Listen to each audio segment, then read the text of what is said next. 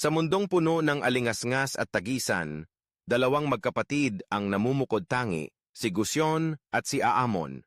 Magkaibang-magkaiba ang kanilang mga personalidad, ngunit silang dalawa ay hinubog ng parehong layunin, ipagtanggol ang karangalan ng kanilang pamilya.